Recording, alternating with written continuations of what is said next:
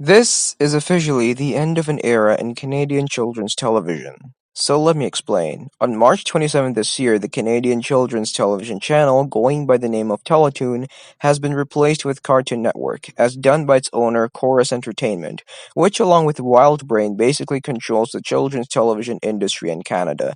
They have licenses to run all three of the mainstream children's cable channels, which are ironically all rivals to one another. Yes, Canada did have a pre-existing Cartoon Network channel, but that got replaced with Boomerang, which would be the first time the network would officially enter Canada. So, how did Teletoon shut down to make way for Boomerang, rather than Chorus making a whole new Boomerang channel?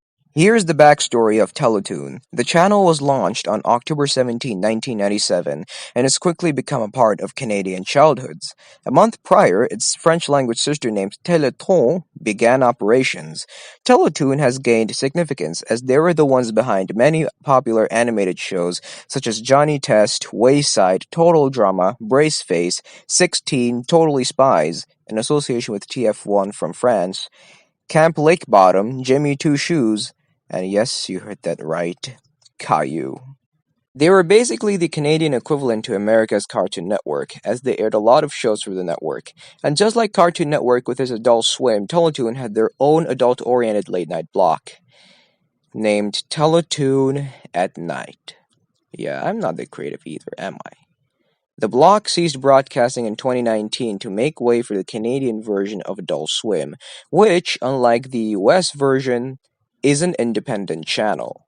So basically, the original Canadian feed of Cartoon Network was somewhat decent in my opinion, although it's also an abomination that should have been born onto the earth.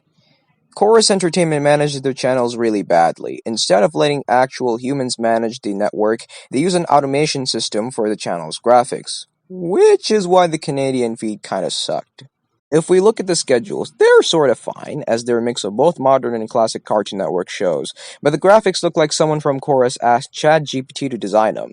Hell, they even used the old Check It 1.0 graphics from 2010! The horrendous automation is one of the reasons the original Cartoon Network Canada was kinda unsuccessful, and Teletoon still remained one of the goats of Canadian children's television. But why did Teletoon shut down?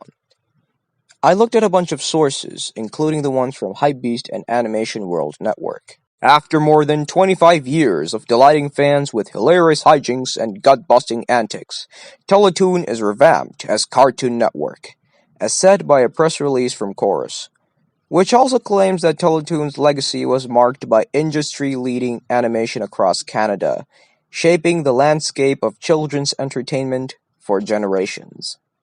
The Teletoon branding, however, isn't entirely dead, as there's still Teletoon Plus. Even the French-language channel, Teleton, still exists.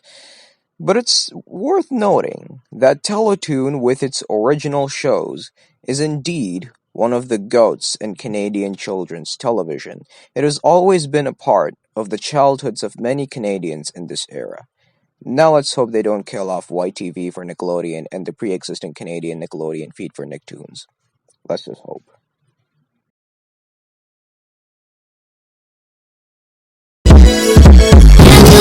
Love somebody,